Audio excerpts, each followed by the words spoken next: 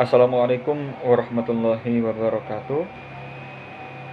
Baik, di sini kami akan mempresentasikan hasil dari diskusi kami terkait Enterprise Risk Management.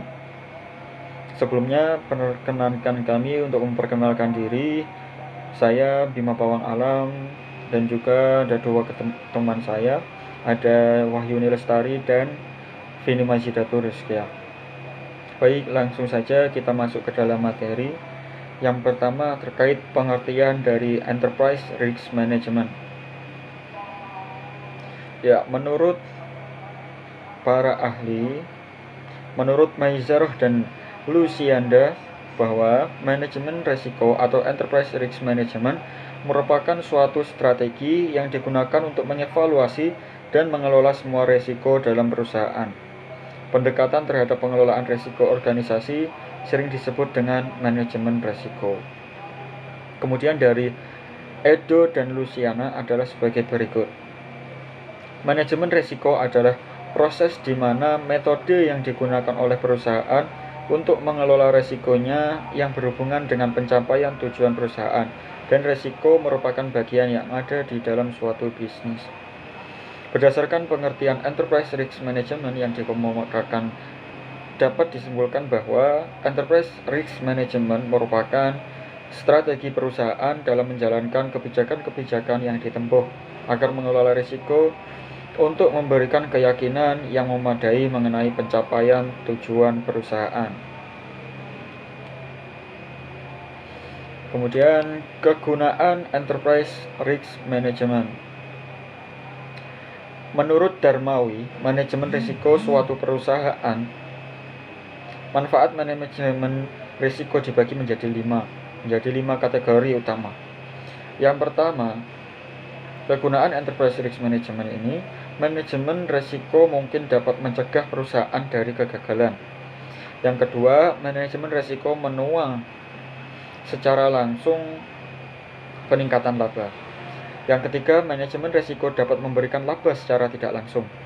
Yang keempat, adanya ketenangan pikiran bagi manajer yang disebabkan oleh adanya perlindungan terhadap risiko murni, merupakan harta non-material bagi perusahaan itu.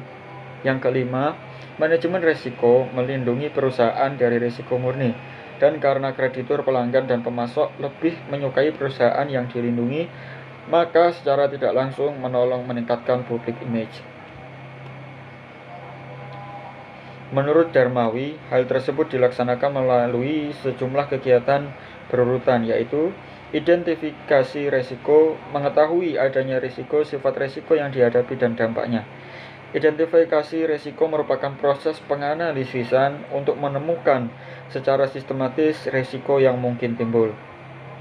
Kemudian pengukuran risiko, menganalisa atau mengukur risiko yang mungkin terjadi untuk menentukan prioritas risiko mana yang harus diselesaikan terlebih dahulu dan metode yang digunakan untuk menyelesaikan atau menguranginya. Kemudian pengendalian risiko dengan cara menghindari risiko, mengendalikan kerugian, memisahkan kegiatan yang berisiko, dan kombinasi dari ketiga cara di atas serta pemindahan risiko. Baik, itu saja dari saya. Kemudian dilanjut dari teman-teman, dari Mbak Vini Majidatur dan Mbak Wahyuni. Adanya dipersilahkan. Selanjutnya, dalam kegunaan Enterprise Risk Management, menurut Iram Fahmi, dengan diterapkannya manajemen risiko di suatu perusahaan, ada beberapa kegunaan atau manfaat yang akan diperoleh, yaitu yang pertama, perusahaan memiliki ukuran kuat sebagai pijakan dalam mengambil setiap keputusan, sehingga para manajer menjadi lebih berhati-hati dan selalu menempatkan ukuran-ukuran dalam berbagai keputusan. Yang kedua yaitu mampu memberi arahan bagi suatu perusahaan dalam melihat pengaruh-pengaruh yang mungkin timbul baik secara jangka pendek maupun jangka panjang. Yang ketiga, mendorong para manajer dalam mengambil keputusan untuk selalu menghindari resiko yang menghindari dari pengaruh terjadinya kerugian, khususnya kerugian dari segi finansial. Yang keempat yaitu memungkinkan perusahaan memperoleh resiko kerugian yang minimum. Yang kelima yaitu dengan adanya konsep manajemen risiko atau risk management concept yang dirancang secara detail, maka artinya perusahaan telah membangun arah dan mekanisme secara sustainable atau berkelanjutan. Selanjutnya, pengungkapan enterprise risk management. Pengungkapan manajemen risiko adalah sebagai pengungkapan atas risiko-risiko yang dikelola perusahaan dalam mengendalikan risiko yang berkaitan di masa yang akan datang. Pengungkapan risiko merupakan upaya perusahaan untuk menjelaskan kepada pengguna laporan tahunan di mana yang tidak sesuai sehingga dapat dijadikan faktor-faktor pertimbangan dalam pengambilan keputusan. Sedangkan manajemen risiko adalah proses di mana metode yang digunakan oleh perusahaan untuk mengelola risikonya yang berhubungan dengan pencapaian tujuan perusahaan, dan risiko merupakan bagian yang ada di dalam suatu bisnis.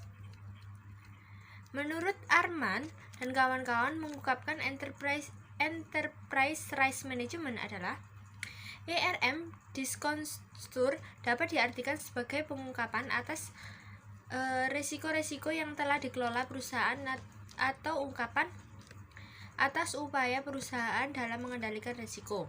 Sedangkan menurut Edo Luciana, mengungkapkan enterprise risk management adalah pengungkapan manajemen risiko adalah sebagai pengungkapan atas risiko-risiko yang dikelola perusahaan dalam mengendalikan risiko yang berkaitan di masa yang akan datang. Pengungkapan risiko merupakan upaya perusahaan untuk dapat menjelaskan kepada pengguna laporan tahunan di mana yang tidak sesuai sehingga dapat dijadikan faktor pertimbangan dalam pengambilan keputusan. Berdasarkan definisi di atas, dapat disimpulkan bahwa pengungkapan enterprise risk management merupakan informasi yang diungkapkan perusahaan mengenai pengelolaan risiko beserta dampak yang akan terjadi di masa yang akan datang.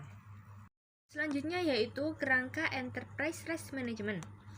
Dalam kerangka manajemen resikonya, KOSO IRM menuntut perusahaan untuk dapat menentukan terlebih dahulu sasaran perusahaannya yang terdiri dari 4 kategori, yaitu yang pertama strategi, sasaran yang mendukung dan selaras dengan misi perusahaan. Yang kedua operasi, efektivitas dan efisiensi dari penggunaan sumber daya perusahaan. Yang ketiga pelaporan, kepercayaan dari pelapor. Yang keempat atau yang terakhir yaitu pemenuhan terhadap hukum dan regulasi yang berlaku. Baik, materi selanjutnya mengenai Enterprise Risk Management Framework. Menurut COSO, tahun 2004 terdiri dari 8 komponen yang saling terkait. Kedelapan komponen ini diperlukan untuk mencapai tujuan-tujuan perusahaan yang meliputi tujuan strategis, operasional, pelaporan keuangan, maupun kepatuhan terhadap ketentuan perundang-undangan. Komponen yang pertama yaitu lingkungan internal. Lingkungan internal sangat menentukan warna dari sebuah organisasi dan memberi dasar bagi cara pandang terhadap resiko dari setiap orang dalam organisasi tersebut. Di dalam lingkungan internal ini termasuk filosofi manajemen risiko dan risk appetite, nilai-nilai dan integritas, dan lingkungan di mana kesemua tersebut berjalan dengan lancar. Kemudian komponen yang kedua yaitu penentuan tujuan. Penentuan tujuan perusahaan harus ada terlebih dahulu sebelum manajemen dapat mengidentifikasi kejadian-kejadian yang berpotensi mempengaruhi pencapaian tujuan tersebut. ERM sendiri memastikan bahwa manajemen memiliki sebuah proses untuk menetapkan tujuan dan bahwa tujuan itu yang dipilih atau ditetapkan tersebut terkait dan mendukung misi perusahaan dan konsisten dengan operasionalnya. Kemudian komponen yang ketiga ada identifikasi kejadian. Kejadian internal, eksternal yang mempengaruhi pencapaian tujuan perusahaan harus diidentifikasi terlebih dahulu dan dibedakan antara risiko dan peluang. Peluang sendiri dikembalikan kepada proses penetapan strategi atau tujuan manajemen.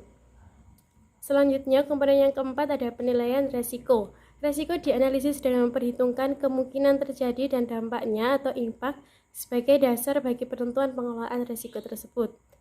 Kemudian selanjutnya ada komponen yang kelima yaitu kegiatan pengendalian. Kebijakan dan prosedur ditetapkan dan diimplementasikan untuk membantu memastikan respon risiko berjalan dengan efektif. Contohnya, kegiatan pengendalian merupakan kebijakan dan prosedur yang dapat membantu memastikan bahwa respon terhadap risiko yang dilakukan manajemen dilaksanakan dengan baik.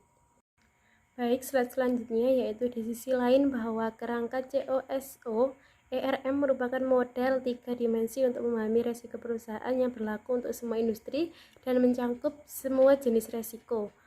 Menurut Van Seaton tahun 2012, ketiga dimensi tersebut adalah yaitu yang pertama, the strategy, operational, reporting, and complex objective of the enterprise with are to evaluated for risk management consideration.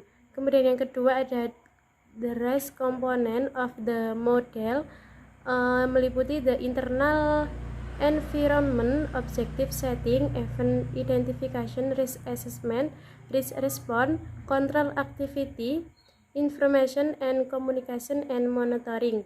Kemudian yang ketiga ada the organizational level of the business entity from top to bottom in the business with subsidiary and division.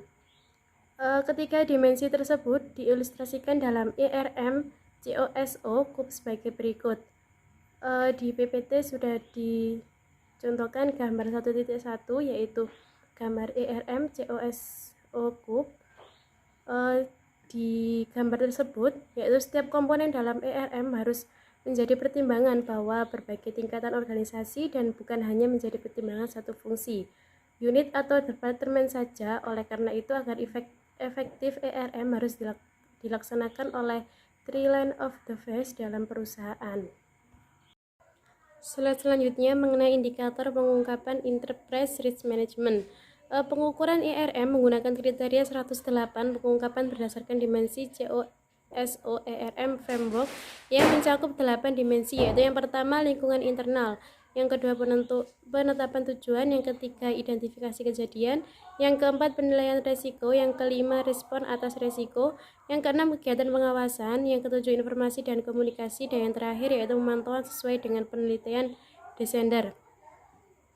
Selain itu, perhitungan item-item menggunakan pendekatan dikotomi, yaitu setiap item ERM yang digunakan diungkapkan diberi nilai 1 dan nilai 0 apabila tidak diungkapkan.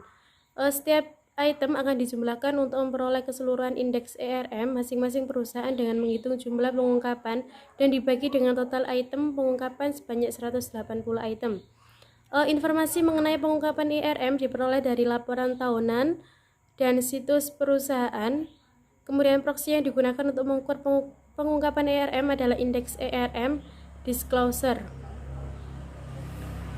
Rumusnya bisa dilihat di PPT ya teman-teman. Keterangannya yaitu ERMDI yaitu ERM disclosure index, dan E besar IJD item itu total skor item ERM yang diungkapkan, dan E besar IJAD item itu total item ERM yang seharusnya diungkapkan. Baik, terima kasih. Demikian penyampaian materi dari kami. Kemudian kami selanjutnya membuka sesi tanya jawab. Dipersilahkan kepada teman-teman yang ingin bertanya, kami persilahkan. Baik, demikian, terima kasih dari kami. Mohon maaf apabila ada salah kata. Dari kami, wassalamualaikum warahmatullahi wabarakatuh.